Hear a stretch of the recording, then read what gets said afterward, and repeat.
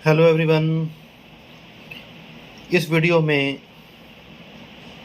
CTET paper first के लिए psychology के मोस्ट इम्पोर्टेंट एमसीक्यूज डिस्कस करने जा रहे हैं।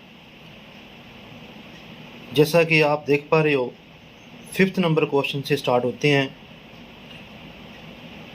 पहला क्वेश्चन है, मौखिक परीक्षा का उद्देश्य क्या है। मौखिक परीक्षा जो होती है उसके उद्देश्य क्या हैं? विद्यार्थियों की कठिनाइयों की पहचान करना, भाषा की धारा प्रवाह का लचीले प्रयोग की जांच करना, विद्यार्थियों के भाषाई कौशल को प्रयुक्त करने की क्षमता की जांच करना, या उपरोक्त सभी। तो मौखिक परीक्षा क्या होती है कि बच्चे को बातचीत से जो है क्वेश्चन पूछे जाते हैं, जो उन्होंने करवाया है, जो कुछ सीखा है, मौखिक रूप में बच्चों से पूछा जाता है कि इसका क्या उत्तर आएगा। मतलब बच्चे को बहुत सारा समय मिल जाता है कि अपनी बात को बड़े अच्छे ढंग से अच्छे अच्छे शब्दों के साथ व्यक्त करने का। तो इसके बहुत सारे उद्देश्य होते हैं। तो इसका आंसर आएगा जी 4th। ठीक, ये उपरोक्त सभी मौखिक परीक्षा के उद्देश्य होते हैं। आगे पढ़ते हैं क्वेश्चन नंबर 6। कक्षा 3rd के विद्यार्थियों के लिए निम्न में से कौन सा शिक्षण का सबसे अच्छा माध्यम होगा। देखो, अब ध्यान रखना है, कक्षा 3rd है, मतलब छोटे बच्चे हैं। अगर बच्चे बड़े हों तो उनका उद्देश्य अलग हो जाता है, या माध्यम अलग हो जाता है। छोटे बच्चों के लिए माध्यम अलग हो जाता है। तो व्याख्यान विधि, सृजनात्मक क्रियाकलाप, समूह वार्तालाप या प्रयोगशाला विधि। अब छोटे छोटे बच्चे हैं तो व्याख्या विधि के साथ तो बच्चे वैसे ही बोर हो जाते हैं, क्योंकि छोटे बच्चे हैं और अभी उनका मूर्त चिंतन के साथ जो है ज्ञान देना आवश्यक है। तो इसका आंसर आएगा दूसरा, सृजनात्मक क्रियाकलाप। मतलब बच्चे को क्रिएटिविटी से बच्चा क्या कुछ सीखता है। बच्चे को कुछ जैसे चित्र दिखा के, कुछ प्रैक्टिकली चीज़ें दिखा के, वास्तविक वस्तु उनके हाथ में पकड़ा के, ठीक है, या कुछ और जो उनका ज्ञान प्राप्त है उनके ज्ञान के साथ कुछ नए ज्ञान को जोड़ना। मान लो घर पे बच्चों ने कुछ 4 या 5 पक्षियों के नाम सीख लिए हैं, तो स्कूल में आके बच्चों को उनकी चित्र दिखा के और नए चित्र दिखा के उनके ज्ञान में बढ़ावा देना। मतलब बच्चे को प्रैक्टिकली काम करवाया जाए, क्योंकि छोटे छोटे बच्चे हैं, जो जितना प्रैक्टिकली काम करेंगे, हाथों से कुछ चीज़ों को पकड़ेंगे, उनका फील करेंगे, अनुभव करेंगे, तो उनको सृजनात्मकता जो है ज़्यादा आएगी। उनको सिखाने का जो सबसे अच्छा माध्यम रहेगा वो क्या रहेगा? सृजनात्मक क्रियाकलाप। 7th क्वेश्चन, निःशक्त बालकों की शिक्षा के लिए प्रावधान किया जा सकता है। कौन सा प्रावधान किया जाता है? समाकलन द्वारा, मुख्य धारा में डालकर, समावेशित शिक्षा द्वारा, या इनमें से कोई नहीं। तो इसका आंसर आएगा समावेशित शिक्षा द्वारा, इंक्लूसिव एजुकेशन। ठीक, निःशक्त बच्चे हैं या स्पेशल उनकी नीड है, तो उनको समावेशित शिक्षा द्वारा ही पढ़ाया जाएगा। मतलब सभी प्रकार के बच्चों के साथ ही उनको पढ़ाया जाएगा। उनके लिए कोई स्पेशल क्लास या स्पेशल स्कूल नहीं होता। नेक्स्ट है 8th क्वेश्चन, आकलन का वह प्रकार जो कि विद्यार्थियों के अधिगम की प्रतिपुष्टि लेने तथा विद्यार्थियों की उपलब्धि एवं निर्देशात्मक तरीकों को बेहतर बनाने एवं विद्यार्थियों की कमजोरियों को दूर करने से संबंधित है, वह क्या कहलाता है? ठीक, पहला है रचनात्मक आंकलन, संत्रांत आंकलन, बाहरी आंकलन या आंतरिक आंकलन। तो इसका आंसर आएगा फर्स्ट ऑप्शन, रचनात्मक आंकलन। ठीक, मतलब बच्चों ने क्या क्या उपलब्धि है प्राप्त की है, क्या क्या निर्देश दिए गए हैं, तरीकों को बेहतर, उनकी बच्चे की क्या क्या कमजोरियां, उन कमजोरियों को कैसा देखा जाए, और उनकी क्या क्या कमजोरियां हैं, उनको अब आगे फिर उनको दूर भी करना है। तो रचनात्मक आंकलन जो है ये कहलाता है। नेक्स्ट है 9th क्वेश्चन, संवेगी गत्यात्मक अवस्था में शिशु अपने वातावरण का अन्वेषण करते हैं। संवेगी गत्यात्मक अवस्था, ठीक, तो अन्वेषण करते हैं। अन्वेषण मतलब क्या कुछ वो चिंतन करते हैं या क्या खोज करते हैं। तार्किक चिंतन द्वारा, संवेगों एवं गत्यात्मक क्रिया द्वारा, टेलीग्राफिक स्पीच द्वारा या नैतिक निर्णय द्वारा। तो इसका आंसर आएगा दूसरा ऑप्शन, संवेगों एवं गत्यात्मक क्रिया द्वारा। मतलब इमोशंस, और इमोशंस को कैसे आगे बढ़ावा दिया जाता है, ठीक, तो ऐसा वातावरण होना चाहिए उनको। जैसे खुशी को और बढ़ाने के लिए बच्चों को अच्छे अच्छे कोई चुटकुले सुनाए जाएं, कुछ ऐसी क्रियाएं कराई जाए कि बच्चे हंसें, उनको इमोशंस को और आगे इन्हांस किया जाए। तो ऐसे जो है जो एक्टिविटीज़ वो है करवाई जानी चाहिए, उससे बच्चे ज़्यादा पहचान करेंगे। मान लो एक बच्चा किसी चीज़ को देख के ज्ञान प्राप्त कर रहा है, खुश हो रहा है, तो खुशी खुशी में वो और बढ़ेगा, और जानने की इच्छा उसमें पैदा होगी कि ये क्या आगे इसके क्या होता है, ठीक। नेक्स्ट है 10th क्वेश्चन, विकास की किस अवस्था को गैंग एज कहा जाता है। अब गैंग एज मतलब जिसमें बच्चा अपने दोस्तों के साथ ज़्यादा, यानी कि आप कह लीजिए कि दोस्त ज़्यादा बनाता है, ठीक है, अपने घर से बाहर जाके, चाहे वो प्लेग्राउंड है चाहे स्कूल में है, अपने दोस्त बनाता है। तो वो कौन सी एज होती है, तो ये होती है फर्स्ट बाल्यावस्था जी, बाल्यावस्था, ठीक। मतलब बच्चा खुश होता है दोस्तों के साथ खेल के, उनसे बातचीत करके, तो उनको कौन सी कहा जाता है जी, बाल्यावस्था। नेक्स्ट है क्वेश्चन 11th, यूनेस्को की 21वीं सदी के लिए शिक्षा संबंधी रिपोर्ट का शीर्षक था, क्या था।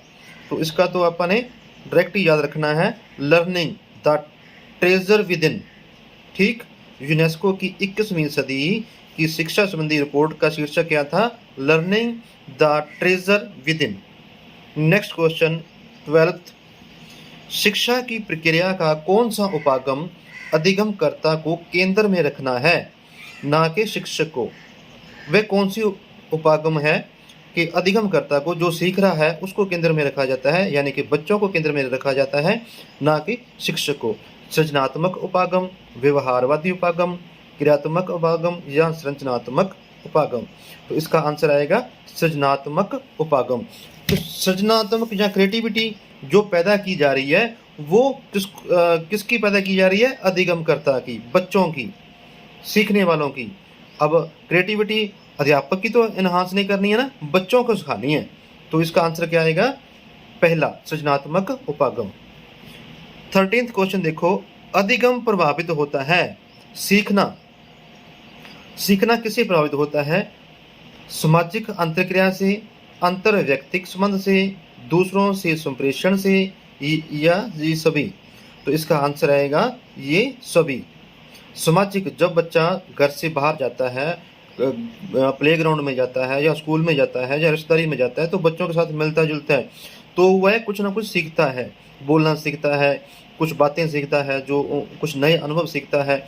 अंतर व्यक्तिक मतलब दूसरों के साथ अटैच में आके, दूसरों से संप्रेषण करके, दूसरों से बातचीत करके। तो ये सभी इसका आंसर आएगा।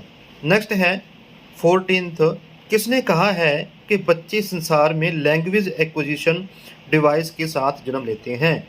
लैंग्वेज एक्विजिशन डिवाइस मतलब बच्चे, ठीक है, उनमें एक डिवाइस होती है, मान लो एक अंग होता है, मान आप चले, है ना, तो लैंग्वेज एक्विजिशन करते हैं। एक्विजिशन क्या होता है, मतलब भाषा को सीखने का एक उनकी काबिलियत होती है, एक उनमें एक योग्यता होती है।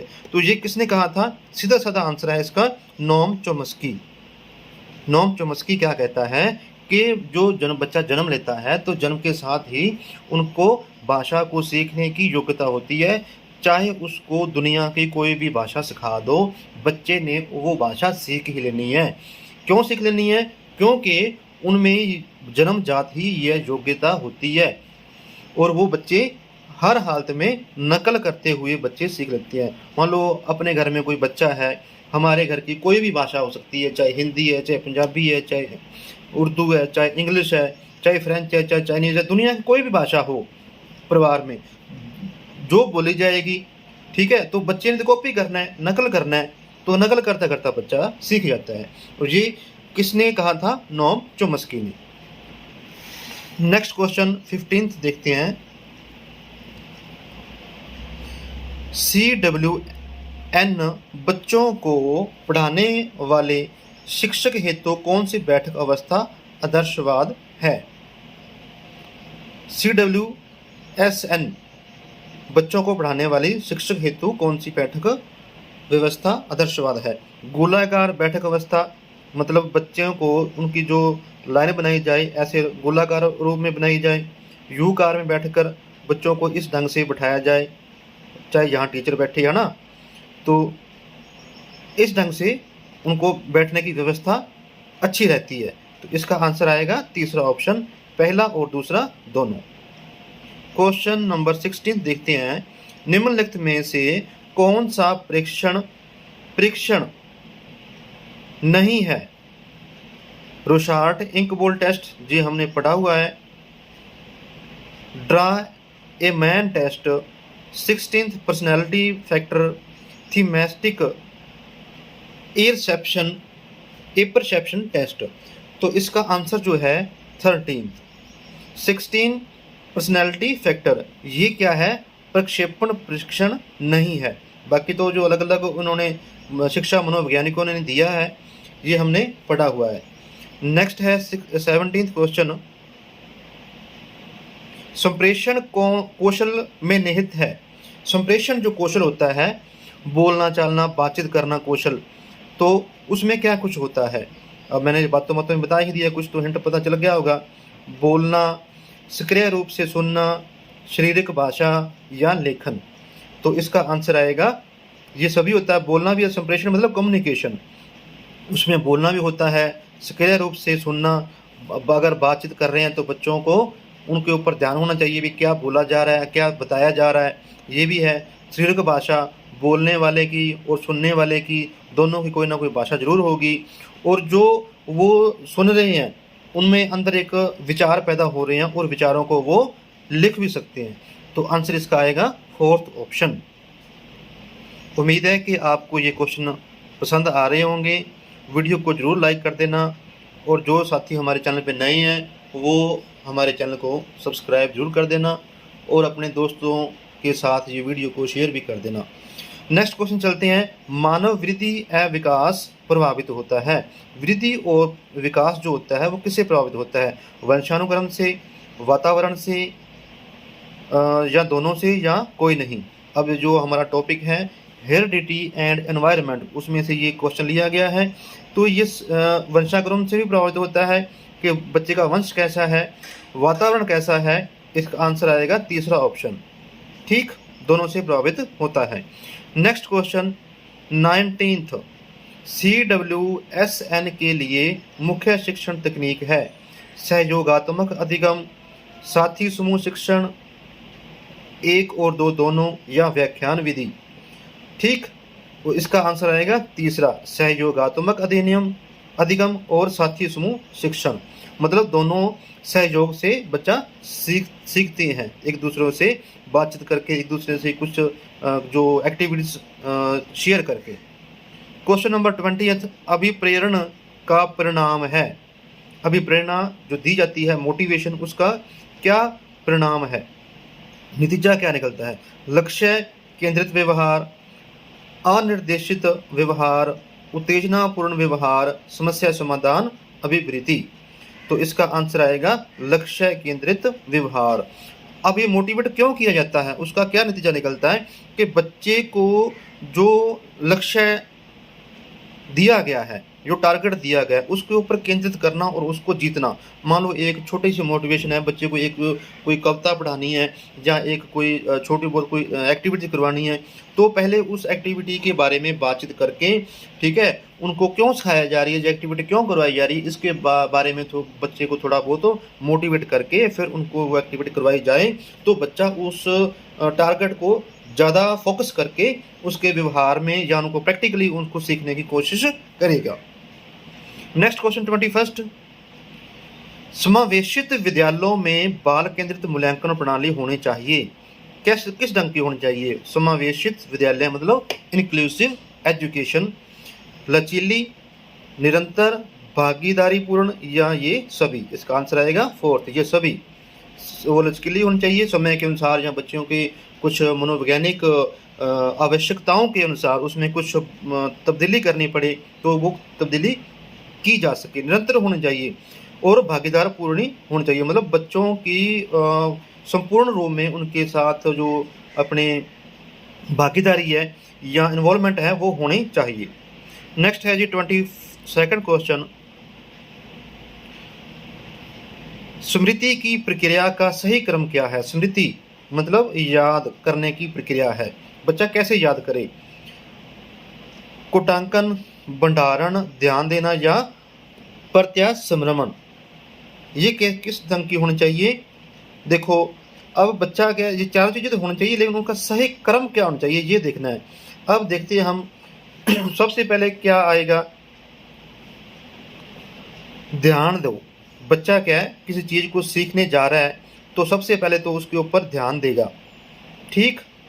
उसके बाद बच्चा क्या करेगा, देखेगा भंडार, अपने अंदर एक तरह का मान लो शब्दों को देख रहा है तो शब्दों का भंडार वो सीख रहा है। फिर है कुंटांकन, मतलब उसको एक मैचिंग करेगा। फिर है प्रत्यास्मरण, सब कुछ पढ़ लिया उसके बाद उसको दोबारा पढ़ाया जाए, ठीक। तो इसका आंसर आएगा 4th ऑप्शन, ठीक। पहला बच्चा ध्यान देगा, उसके बाद उसको समझेगा, फिर उसको अपने ढंग से एक प्रैक्टिकली एक इमेजिनेशन बनाएगा, उसके बाद उसको दोबारा पढ़ेगा तो वो चीज़ याद हो जाएगी। 23rd क्वेश्चन देखते हैं, ऐसे व्यक्ति जिनको उच्च स्तरीय उपलब्धि आवश्यक होती है, ऐसे व्यक्ति जिनकी उच्च स्तरीय उपलब्धि आवश्यक होती है, वे जब बहुत कठिन कार्य का सामना करते हैं तो बहुत जल्दी उस कार्य को क्यों छोड़ देते हैं? क्यों छोड़ देते हैं? वे आसानी से थक जाते हैं, उनमें निरंतर प्रयत्न करने की क्षमता कम होती है, उनमें उच्च स्तर की चिंता होती है, उनमें उच्च श्रेणी की कार्य कुशलता की आवश्यकता होती है। तो इसका आंसर आएगा जी 4th ऑप्शन जी, क्योंकि उनमें उच्च श्रेणी के कार्य करने की आवश्यकता होती है, ठीक। सीधा साधा से इसका आंसर है। नेक्स्ट है जी 24th क्वेश्चन, पाठ्यचर्या को डैश पक्षों में बांटकर निर्धारण किया जाना चाहिए। क्यों करना चाहिए? क्योंकि बच्चे अच्छे ढंग से पढ़ेंगे तो किन पक्षों में बांटा जाना चाहिए? संज्ञानात्मक, भावात्मक, मनोगत्यात्मक या ये सभी? तो इसका आंसर आएगा बच्चों की जो अलग अलग मनोवैज्ञानिक आवश्यकताएं हैं तो उनको ध्यान में रखना चाहिए, तो इसका आंसर आएगा ये सभी। नेक्स्ट क्वेश्चन देखते हैं 25th,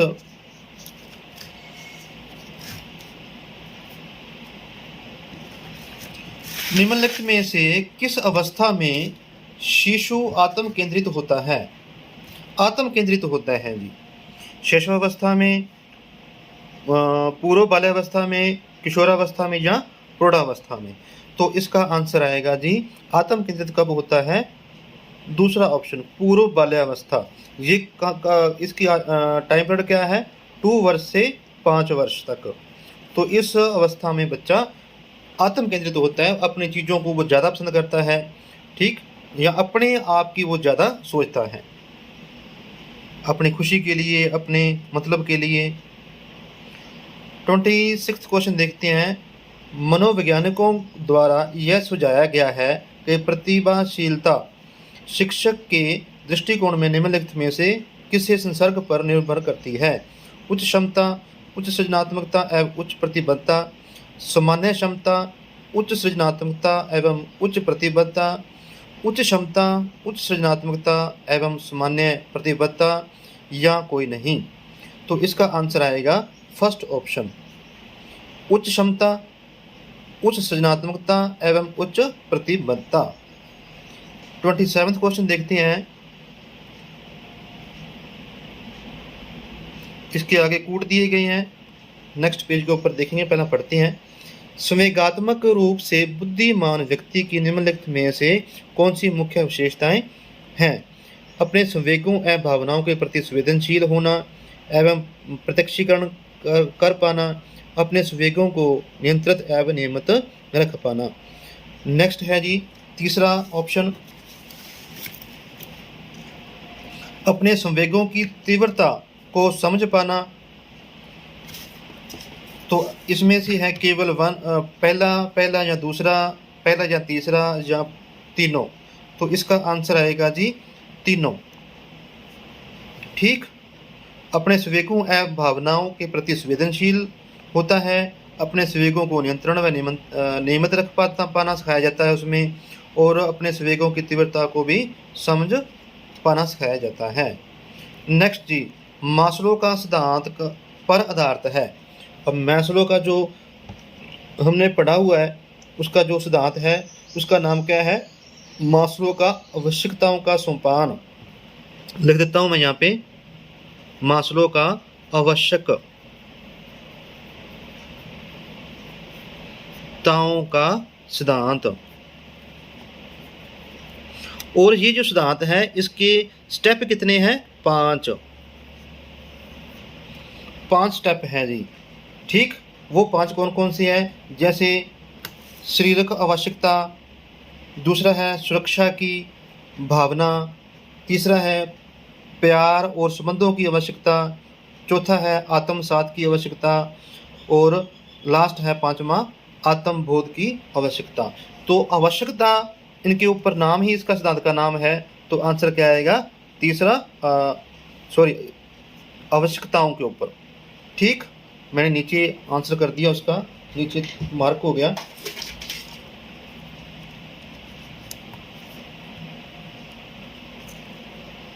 चलो नेक्स्ट क्वेश्चन पढ़ते हैं, 29वां। किस अहम रक्षा युक्ति के अंतर्गत व्यक्ति अपने स्वयं के गुण दूसरों पर थोपते हैं। मतलब अपने स्वयं के जो गुण होते हैं वो अपने अह के अंतर्गत दूसरों के ऊपर थोपते हैं। तो इसको क्या कहा जाता है, प्रक्षेपण, दमन, युक्तिकरण या अस्वीकरण। तो इसका आंसर है जी पहला, प्रक्षेपण उसको कहा जाता है। मतलब वो बच्चा कौन सा होता है, वो बाकी बच्चों से थोड़ा सा डेवलप हुआ होता है, उनको मान के चलो कि उनको थोड़ा सा ज्ञान बाकी बच्चों के अलावा ज़्यादा होता है, तो इसी वजह से वो अपने जो गुण है वो दूसरों के ऊपर थोपते हैं। दमन होता है किसी इच्छा को ख़त्म कर देना। युक्तिकरण क्या होता है, युक्तिकरण होता है कि मतलब एक ढंग से, किस सिस्टम से उसको, युक्ति मतलब ट्रिक, किस ढंग से पढ़ाया जाए या किस ढंग से काम करवाया जाए। अस्वीकरण होता है कि करना ही नहीं है, स्वीकार ही नहीं करना भी हम ये ऐसा कुछ कर पाएंगे। नेक्स्ट है जी 30th क्वेश्चन, शिक्षण के दौरान बच्चे के कक्ष व्यवहार के अध्ययन में कौन सी विधि सर्वाधिक उपयुक्त है। बच्चों के कक्ष व्यवहार के अध्ययन में अवलोकन, केस स्टडी, साक्षात्कार, प्रश्नावली। मतलब बच्चों की जो क्लास है उनका जो व्यवहार है उसको स्टडी करना, उसको क्या कहा जाता है, सर्वाधिक उपयुक्त विधि उसको कहा जाता है अवलोकन। अवलोकन मतलब क्या होता है, निरीक्षण करना। अवलोकन क्या होता है, निरीक्षण करना। केस स्टडी क्या होता है, एक बच्चा है, मान लो वो किसी भी कक्षा में है, 5th में है, चाहे 8th में है या 5th में हो गया, तो पीछे वो कैसा पढ़ता आ रहा है, उनके हेरिडिटी क्या है, बच्चों का घर का वातावरण क्या है, उसके प्लेग्राउंड का, रिश्तेदारों के साथ बच्चा जब मिक्सअप होता है क्या क्या उनके, मतलब क्या कुछ सीख रहा है बच्चा। मतलब बच्चों का शुरू से लेकर अब तक क्या विकास हुआ है, कैसा विकास करवाना चाहा जा रहा था, क्या उसमें कमियां थी, कमियों को कैसे दूर किया गया, ये पूरा जो स्टडी है उसको केस स्टडी कहा जाता है। साक्षात्कार मतलब इंटरव्यू, सीधी डायरेक्ट उनसे बातचीत करना। प्रश्नावली मतलब बातचीत करके या प्रश्न पूछ के। तो जो सबसे उपयुक्त जो विधि है वो है क्वेश्चन के अनुसार अवलोकन। अवलोकन मतलब निरीक्षण करना। तो ये था हमारे आज की कुछ most important MCQs. Next video में हम मिलेंगे कुछ और एमसीक्यूज़ के साथ। तब तक के लिए धन्यवाद। और हमारे ये एमसीक्यूज़ अच्छे लगे हों तो आप वीडियो को लाइक कर देना और अपने फ्रेंड्स के साथ शेयर भी कर देना जी। ठीक है, मिलते हैं। Thank you.